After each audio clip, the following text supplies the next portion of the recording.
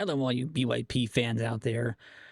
It came to my attention that basically we haven't really made much of a prediction about how season two is meant to be. And I know we've technically gotten, I believe, we're about one game into the season, and we thought now's as good of a time as ever to really go ahead and get ourselves a chance to be able to see what our predictions are actually going to look like. We might have shown you guys this massive little graph or little chart that shows what we expect every single team to potentially be able to hit for season two. Well, that ends tonight. We're going to be giving you all a chance to be able to see what we believe is going to be example A of what a league should look like for the BYP for season two. So this is, while it's not exactly set in stone, this is what the BYP believes is going to happen in season two. So hold on, strap in. It's going to be a bit of a ride. All right. First and foremost, we got to talk about the NAL. The NAL is focused on offense, which is why teams like the Ducks, the Bats, the Frogs, the Bears, the Armadillos, and we're going to put in the Wile E Coyotes.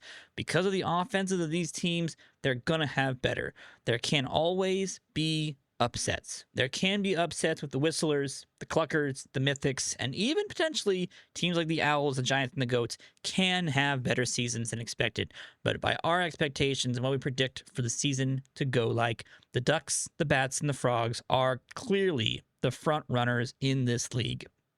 We expect the Ducks and the Bats to finish first and second, anywhere from about in the 27 wins range and 26 wins range, basically.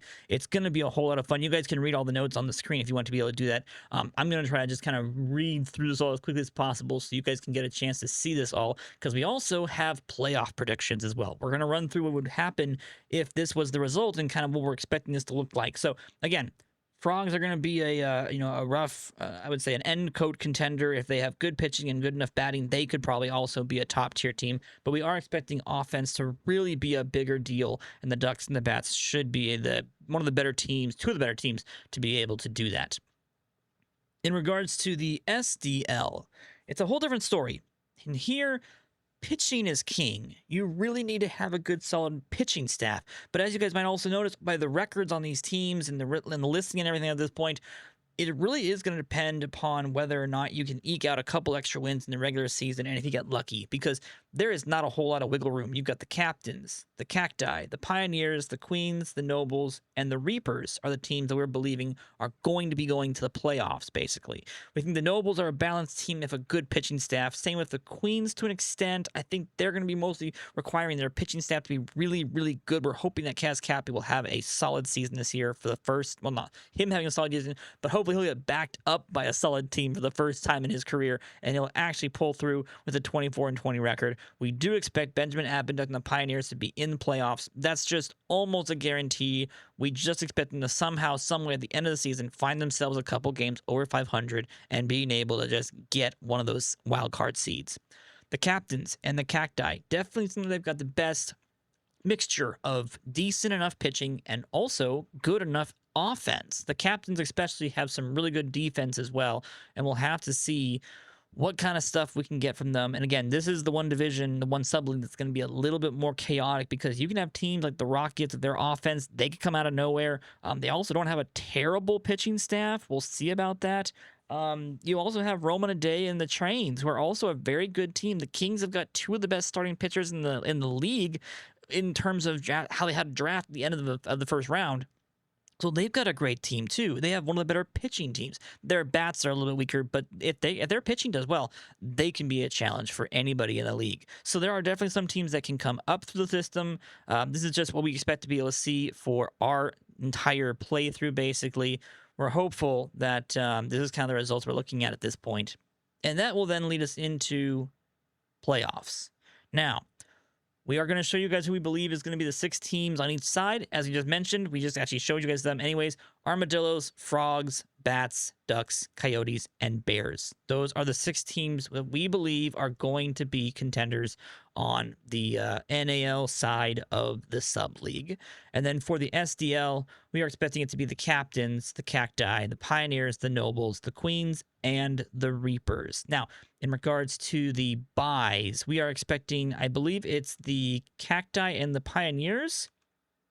No, my apologies.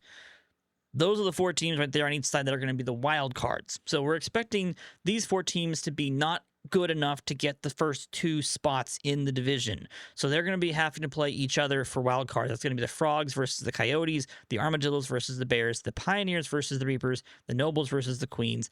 Those are your wild card games going into playoffs. Now that means we have teams like Naomi Murray and the Frogs versus the Coyotes. You end up getting Roger Lemons versus Boyd McGuire in the Armadillos Bears matchup, Abendut versus Paulo Sanchez, and then Amanda Hellerman rematches against Kaz Cappy for, I believe this would be the 3rd time in the season at that point. And by our estimations, these are the teams that are going to win. The Frogs will take down their opposing rivals, as will the Armadillos, Pioneers, and Nobles. That is our projection. So my apologies to the other teams. They will not be continuing on. And then that brings in the other organizations. So the better hitting Bats and Ducks come in. They have to play against the Frogs and the Armadillos, respectively. And then the Cacti and the Captains, the more balanced offense and pitching and defensive teams, come into play against the Pioneers and the Nobles. With this being our division series, basically, we end up believing that the Frogs will lose and the Ducks will win. The Cacti and the Nobles will win in their matchups because, of course, Abendut can only pitch in the first playoff game, so the Cacti win there. And the Nobles' offense is just pretty balanced.